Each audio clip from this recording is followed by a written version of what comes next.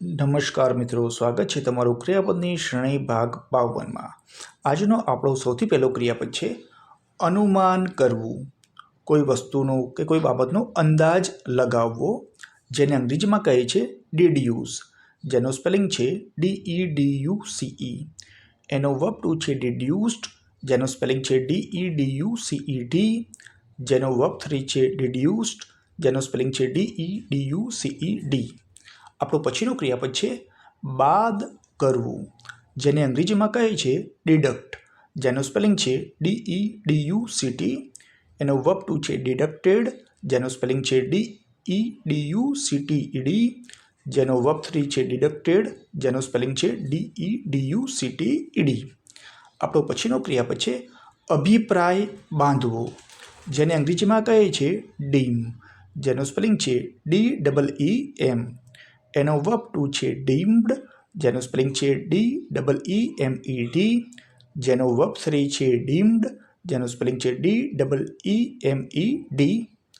આપણો પછીનો ક્રિયાપદ છે ઊંડું કરવું, જેને અંગ્રેજીમાં કહે છે ડીપન, જેનો સ્પેલિંગ છે DEEPEN।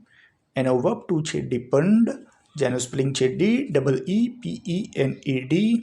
જેનો વર્બ 3 છે ડીપન્ડ, જેનો સ્પેલિંગ છે DEEPENED। આપણો પછીનો ક્રિયાપદ છે વિકૃત કરવું અથવા કુરૂપ કરવું, કોઈ વસ્તુનો ચહેરો કે આકાર બદલી કાઢવો કે ખરાબ કરી નાખવો, જેને અંગ્રેજીમાં કહે છે ડીફેસ, જેનો સ્પેલિંગ છે DEFACE।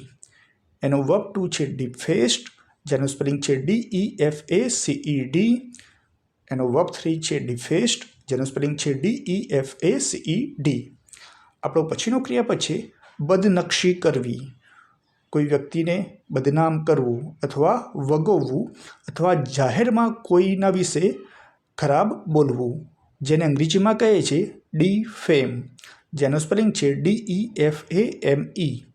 એનો વર્બ ટુ છે ડીફેમ્ડ, જેનો સ્પેલિંગ છે DEFAMED। જેનો વર્બ 3 છે ડીફેમ્ડ, જેનો સ્પેલિંગ છે DEFAMED। આપણો પછીનો ક્રિયાપદ છે મુલતવી રાખવું અથવા મોકૂફ રાખવું, જેને અંગ્રેજીમાં કહે છે ડીફર, જેનો સ્પેલિંગ છે DEFER। એનો વર્બ ટુ છે ડેફર્ડ, જેનો સ્પેલિંગ છે DEFERRED। જેનો વર્બ 3 છે ડેફર્ડ, જેનો સ્પેલિંગ છે DEFERRED।